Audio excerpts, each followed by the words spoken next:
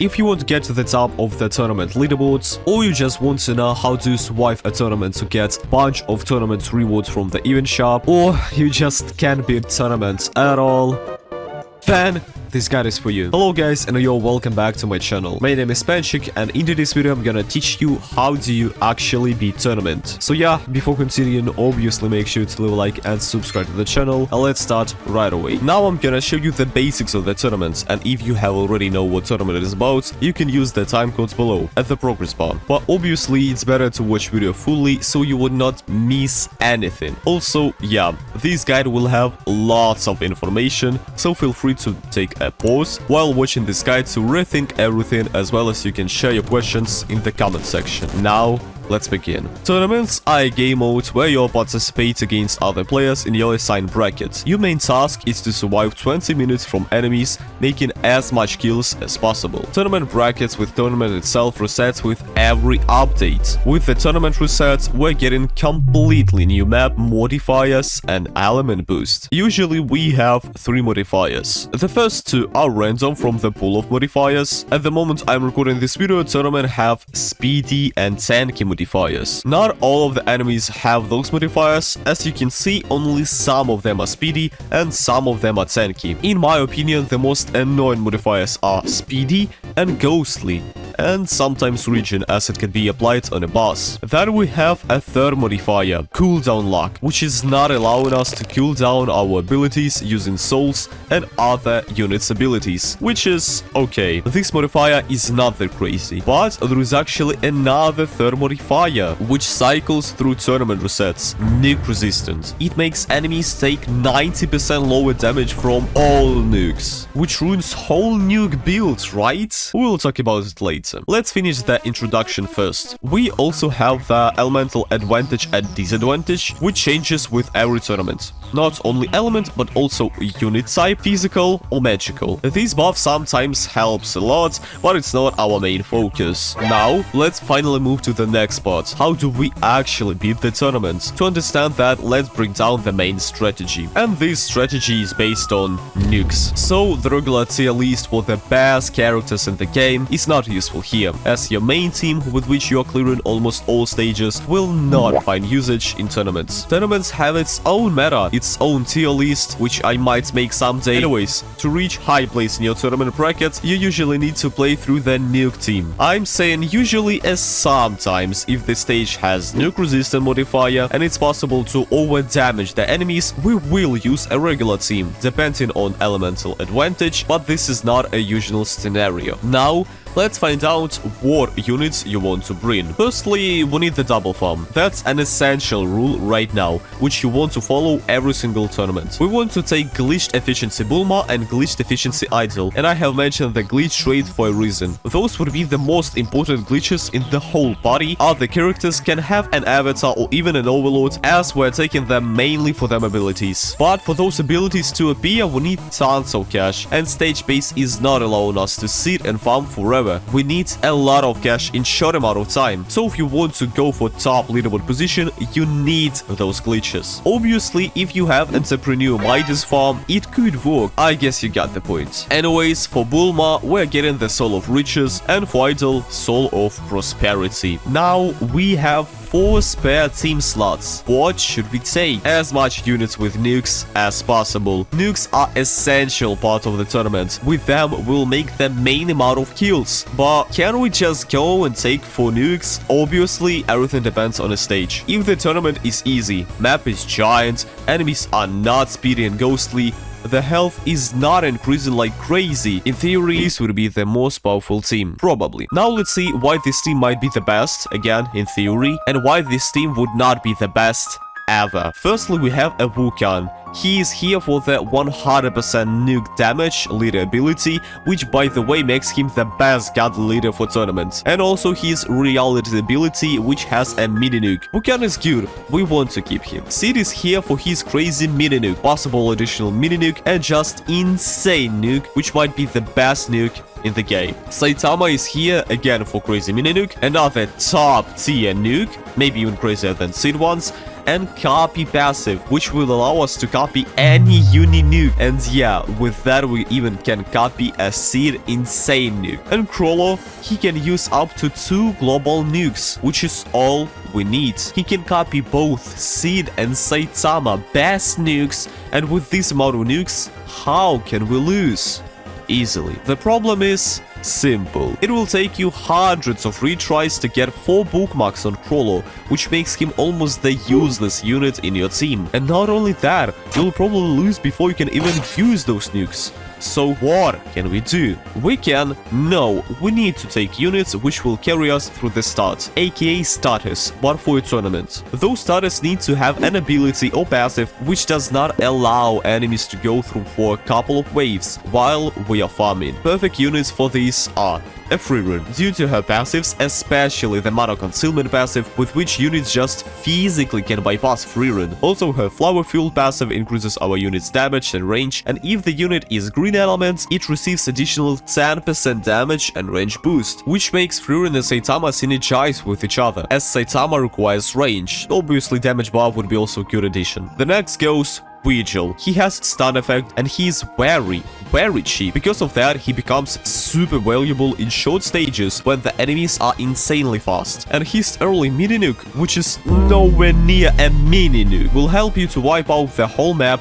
even with the boss. The only problem with this nuke, to wipe everyone you need to have glitched and glorious, as the nuke damage is scaling with your vigil damage, and we will talk about nukes which are scaling based on the unit's damage later. But next unit is Yuta. Yuta is very good starter unit, but he requires an additional starter, as it's kinda hard for him to carry in solo, so you want to use Freerun, Virgil, or even a Gilgamesh if you have enough cash. Yuta can apply crippled. His summon Rika can apply Fear and Despair every 5 attacks, Hemorrhage and Pressure, and she also has a Death Speech passive, which helps her a lot. When Rika fills up her bar due to the Curse Queen passive, she can use a nuke, which deals 400 times of Yuta's damage. Also, almost the strongest mini nuke in the entire game. All in all, Yugami, in addition to our 2 farms and a Wukan, we want to take at least 1, better 2 nukers, and we need to take a unit which will allow us to farm freely. Sometimes, if our nukes are too powerful and we don't need the Wukan, we can take 2 starters depending on a stage, or 3 nukers if we will have enough money for them. So now, after we understand which units we want to take, and the most important, why we want to take them, what is the best team for the tournament, with which you can get on the leaderboard without even checking the tournament modifiers and buffs and the map itself. A drum roll. Here you go. In my opinion, this is the most optimal team for tournaments. Usually when the tournament is not hard, I'm using only this team. Wukan has Soul of Strife, Ruren can have any soul possible. Depends on the stage. If we want to rush the mini nuke, she can have Soul of Efficiency. If we want the mana concealment passive to be big as possible, we want to take the Soul of Elevation. If we want Ruren to make additional damage, Soul of Night, I can continue forever. Seed, he needs to have Soul of Intimidation. It's almost the best soul for dark units, especially for Sid, but sometimes we can equip the Soul of Super Strange if we want him to have more damage for the nukes, and if the stage has the dark magical boost, and Sid can actually carry by his pure DPS. But Soul of Intimidation is on top. And finally, Saitama, Soul of Super Strange, as he'll be our main carry for the start, or a Soul of Might, Soul of Strange, if we are given the Soul of Super Strange to the Sid. If Saitama range is not enough, sometimes we can take Soul of Rapid Recovery,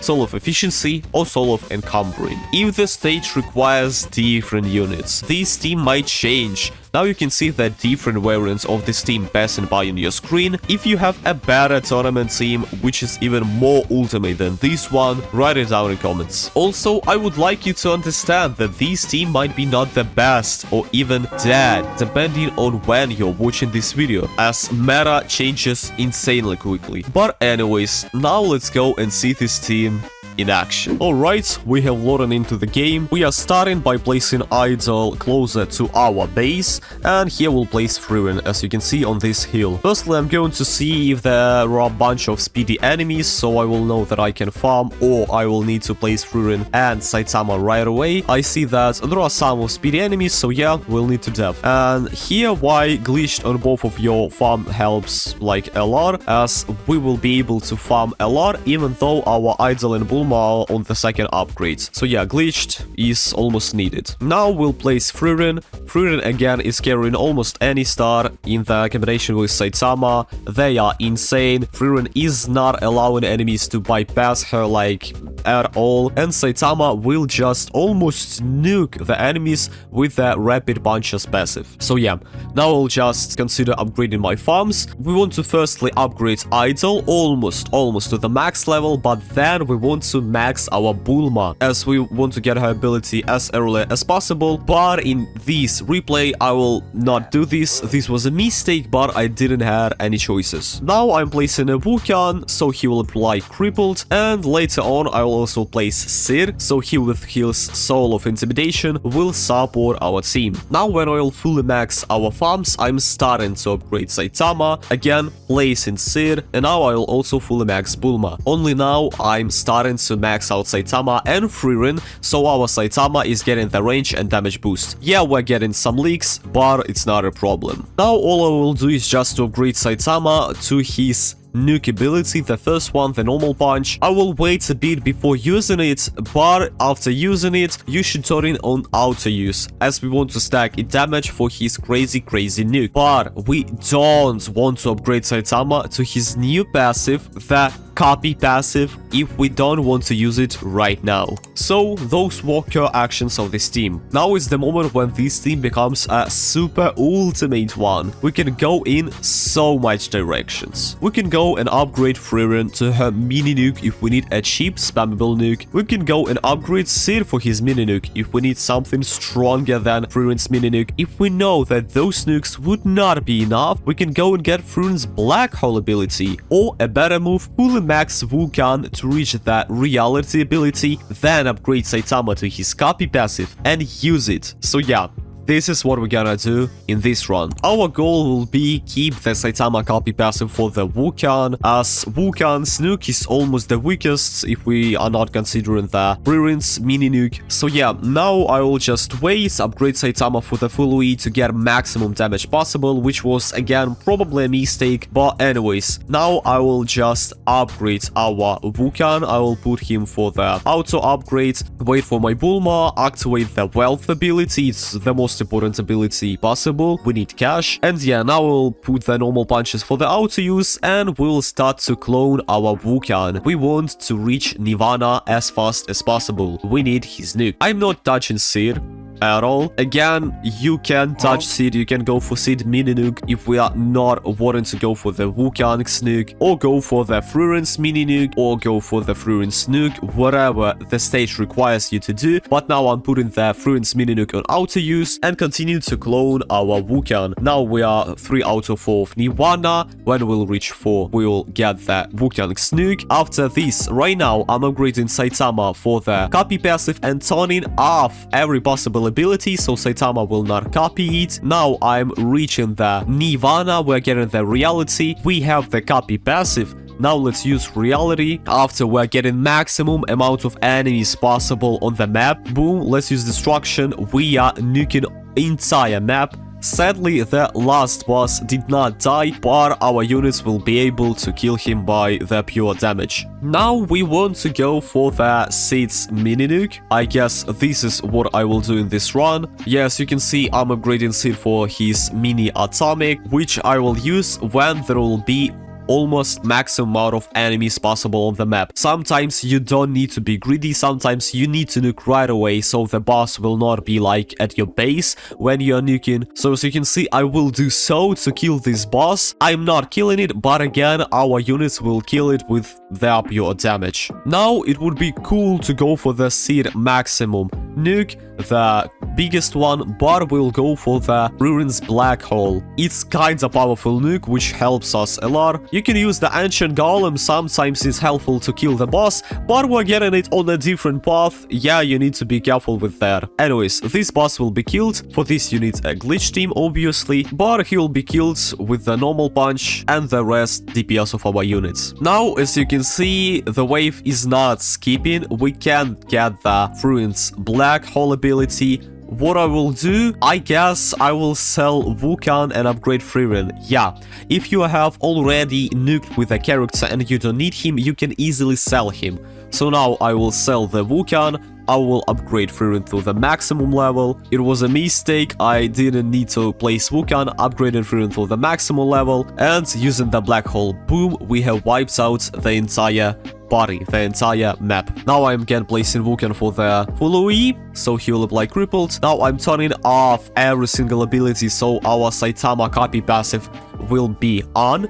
And I'm waiting for Seed's giant nuke. This is almost the most powerful nuke possible, as if Saitama will copy Seed's final atomic, any boss and any enemy on the stage will be annihilated. Also, to get this nuke, I have sold my Freerin, as we have already used the black hole, we just don't need her, but still I have placed her, so she will backtrack the enemies with her range. As you can see, boom, I'm placing Freerin and the enemy is going backwards. Now I'm waiting for the most impossible enemies on the map, and I'm using final atomic with Saitama copy passive. Boom, everyone just dies. Now I'm putting the normal punch for the auto use, putting Freerin over here so the enemies will go backwards. Now upgrading Saitama for the last level, and yeah, that's kinda it. All we can do now is just to use Saitama's nuke. I kinda fumbled in this tournament run. With this exact team, I was able to make 900 kills. Will not reach this amount of kills in this run, but sometimes you can experiment with your party and you'll get more kills. So now, yeah, this boss will also ruin everything as he is coming very close to our base, so we need to use this nuke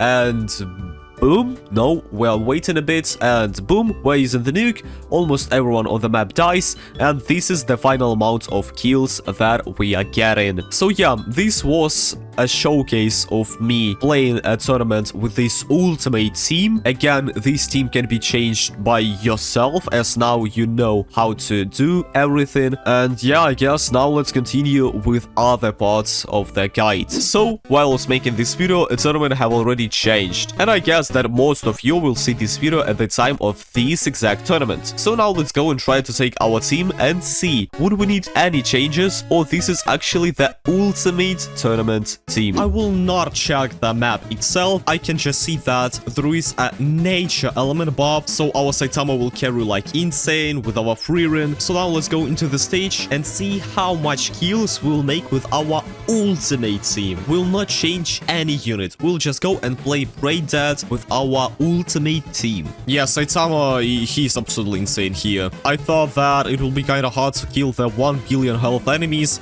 but Saitama, he's just almost one-shotting them. Saitama is actually insane for this tournament. Now let's just upgrade to our farms, then our units, and see how much of the kills we'll get. Okay, I guess we're gonna start with the Vulcan nuke. Again, as it's almost the weakest nuke in our party, we want to start from the Vulcan. And because the nature element is buffed here, Vulcan will also help not only with his nuke, but with his pure DPS. Okay, now let's use the Vulcan nuke combined with the Saitama's copy passive. So let's use Saitama's copy passive and let's click reality destruction. Boom. We are killing almost everyone on the map. We just didn't kill the boss. It's not a problem. Now we're probably going for the Sid mini nuke. Yeah, we have a bunch of money. Like actually a lot. I think it might be even better to take a power on your Bulma, not money here. But anyways, we'll still play only like this to see how much kills we'll get. Okay, now it's time to use the Ruins Black Hole,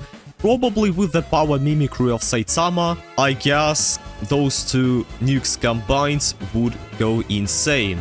So now let's wait for our power mimicry. Now let's use the black hole. Boom. And yeah, we're wiping out the entire map. The only unit that we didn't kill is the boss, which is okay, as we still have the atomic, our Sid. We also have used the faulty atomic now, as our Sid went for the overdrive. Let's upgrade him for the last level. Now we have the final atomic, but we want to use final atomic with the power mimicry. We'll probably not do so, but it would be cool to do so. Yeah, now all of our units are fully maxed. Yeah, we don't have enough time to wait for our power mimicry. I mean, yeah, we really have. Should we wait?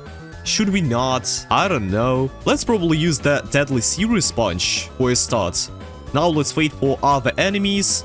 I hope this boss will not go for our base, and we'll be able to use the final atomic with the power mimicry. But why is this boss ignoring all of the status effects? What is this? He's not stunning, he's just going straight forward to our base. What is going on with him? Wait, nah, this boss, he's actually peaked, I guess. I don't know what is going on, actually, not gonna lie. Whatever, we probably need to use the final atomic without the power mimicry, which is kinda sad, but I mean, we have what we have. Let's use the concerts, let's pick our seed, and let's use final atomic now. We are not killing the boss.